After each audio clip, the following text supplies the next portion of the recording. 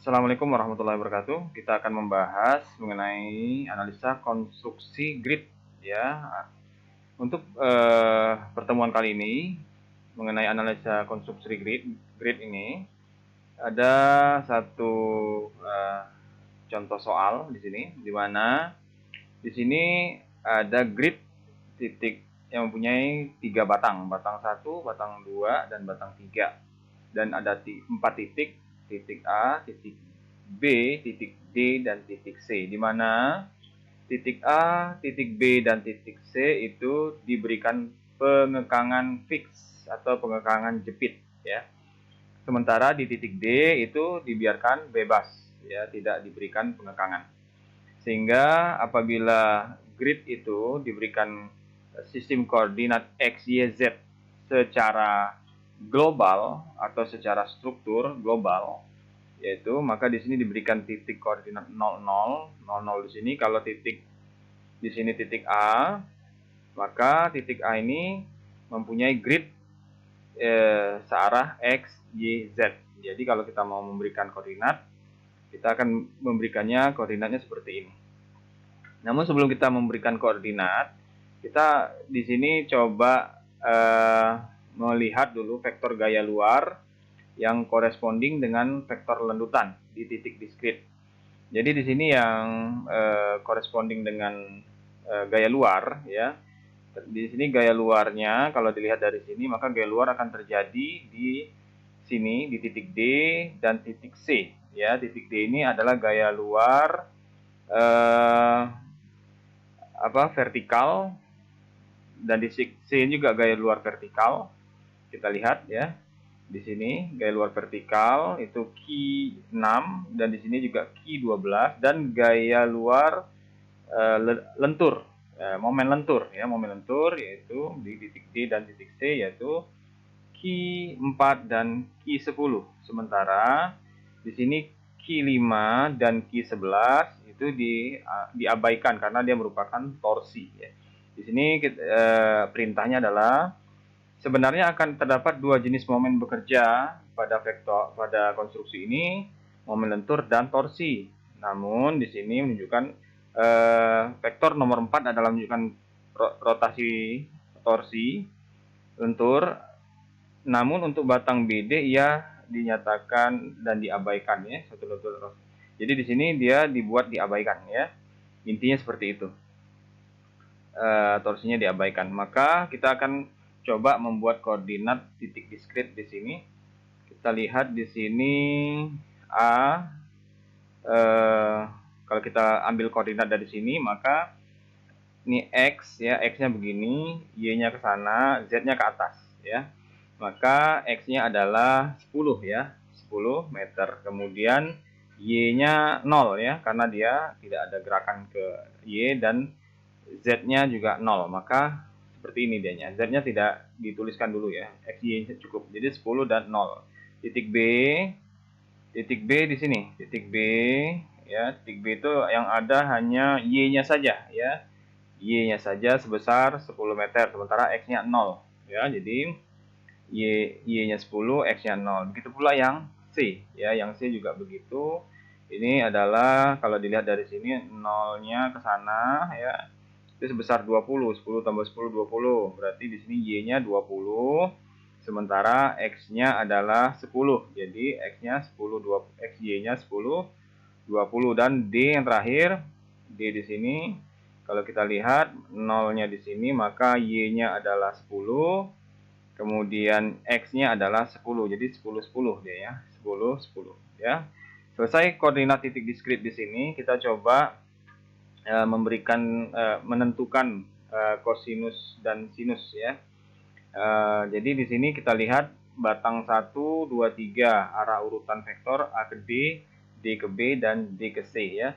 Panjang batangnya semuanya 10, cos A dan sin A ya. Untuk memudahkan biasanya ada rumus itu, kalau cos ya, kalau sin ini biasa berpapasan dengan Y ya, Y sin. Kalau cos ini X ya, X cos. Jadi ya, kita lihat di sini ya. Dia kalau untuk batang AD ya, batang AD ini vektornya ya, AD, maka AD ini batangnya arahnya adalah Y ya. Arahnya Y begini, maka yang kita bakal buat itu adalah yang arahnya tegak lurus. Berarti yang X ya, yang X. Maka yang X ini cos, otomatis dia cos ya. Kita lihat di sini AD, sin ya. Maksudnya seperti ini. Oh, dia mengikuti sumbu batang ya, mengikuti sumbu batang. Jadi kalau dia di sini Y ya, berarti Y adalah dia sin ya, sin. Oke, sin. Kemudian DB ya, DB kita lihat di sini DB, DB ya. Dia mengikuti sumbu batangnya adalah X ya. Mengikuti sumbu batangnya X, maka X dia cos ya, cos. Cosnya 1, tapi di sini minus ya. Kenapa dia minus? Karena dia arahnya berlawanan daripada sumbu ya. Jadi misalnya di sini DB katanya ya. Kita lihat di sini DB itu kalau kita lihat arah ini, dia arah X itu ke sana, tapi dia DB-nya adalah ke berlawanan arah dengan X, X-nya ke bawah gitu, kalau dia ke atas gitu ya. Jadi dia minus ya, minus 1, dan yang sin 0. Begitu pula DC, DC yang searah ya, yang searah, DC yang searah, DC ya. DC kita lihat, ya, jadi dia sejajar sumbu ya, searah sumbu, sumbunya batangnya, maka dia searah, ada plus, sudah pasti nih ya, plus Y. Kalau Y berarti sin, gitu aja ya, Y sin. Nah, sinnya 1. Oke, kemudian data tiap elemen sudah kita tentukan, maka kita coba beban ekivalen kita tentukan pada titik diskrit. Di sini ada MX, momen X, momen Y, QZ, momen X, momen Y, QZ ya. Di sini batang 1, batang 2, dan batang 3. Kita lihat coba ininya, pembebanan di sini. Yang dibebani di sini hanya batang D dan C. Maka batang 3 ini, titik DC, maka batang 3 ini yang ada bebannya, yang ada bebannya. Kecuali batang 1 dan 2 di situ 0 ya.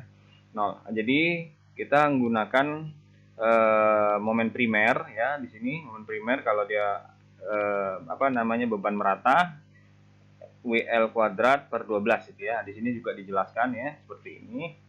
Ya, di sini MX, MX, QZ, QZ ya, untuk khusus batang 3 saja. Batang 1 2 tidak.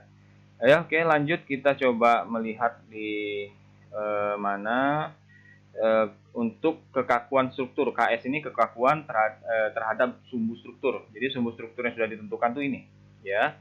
Sumbu strukturnya X-nya ke sini, arahnya Y-nya ke sana, Z-nya ke sana, ya. Jadi ini sudah sesuai sumbu struktur, ya. Kalau kita lihat di sini, sumbu struktur itu adalah sumbu elemen yang batang 2 ini.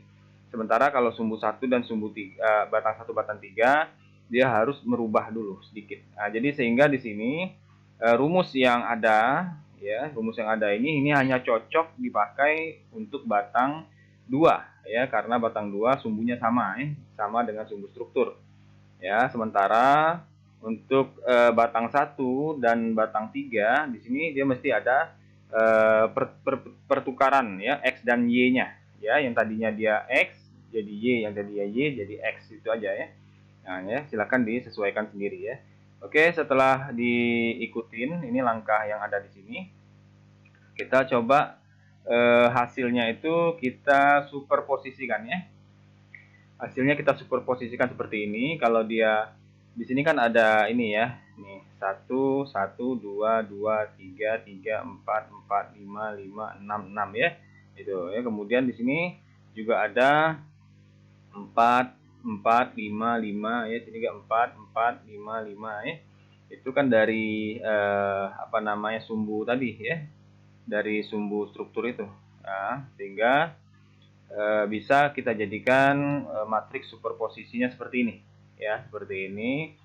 Namun ini tidak semuanya kita olah, kita hanya mengambil titik yang tidak ada pengekangan ya. Di sini titik A ada pengekangan, titik B pengekangan.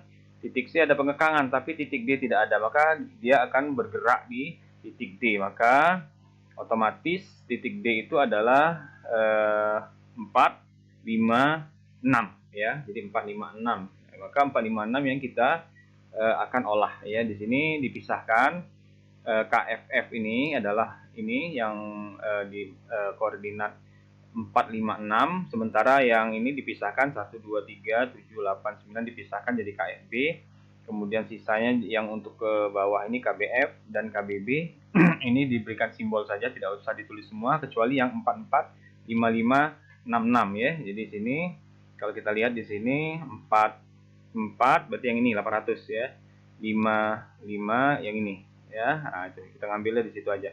Oke, setelah itu di inverse ya, di inverse karena dia rumusnya adalah untuk mencari D itu diperlukan inverse di sini ya. Inverse matriks D ini adalah matriks lanjutan, maka setelah di inverse kita akan mendapatkan Q-nya. Kita akan tentukan Q-nya. Q ini adalah gaya luar ya, minus 5000 minus 3000. Minus 5000 itu yang ini tadi ya, yang dari sini mana dia, ini ya, minus 5000 mana nih, ini ya. Nah, ini minus 5000 dan minus 3000 ya di situ. Jadi dia masuk ke koordinat 1, 2, 3 nih dapat di sini ya. Kemudian di sini disusun 1, 2, 3, jadi 3 kali 3 ya. Jadi maka setelah dikalikan dapat matriks lendutan. Dari lendutan ini akan dicoba dicari matriksnya, peletakannya, Q-nya dapat di sini, perkalian matriks. Setelah itu hasil daripada Q tadi ya itu dikurangi dengan gaya luar yang langsung bekerja pada gaya aksi ya. Jadi gaya luar di sini adalah yang untuk ada 5000 dan minus 3000 ya. Kita lihat di sini gaya luarnya 5000 ya, ini momennya.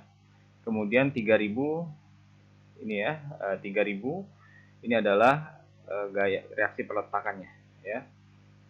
Maka setelah dikurangin daripada 5000 dan minus 3000, maka didapatlah di sini momen A, momen AX, momen reaksi peletakan, kemudian momen BX, momen B, reaksi peletakan B, momen C, reaksi peletakan C. Dan di sini CX, CY ya, kita lihat di sini berarti di sini ada yang untuk X dan untuk Y ya. Kemudian di sini ada MAX dan MAY. Di sini yang Y-nya ya itu torsi, berarti torsinya memang dinolkan tadi kan. Nah, yang ini juga Y torsinya dinolkan dan ini juga torsi 0. Maka yang diambil cuman yang bukan torsi, yang lentur ya. Oke, sekian penjelasan dari saya. Silakan dikerjakan kuisnya ya, dikumpul via Google Classroom. Terima kasih. Assalamualaikum warahmatullahi wabarakatuh.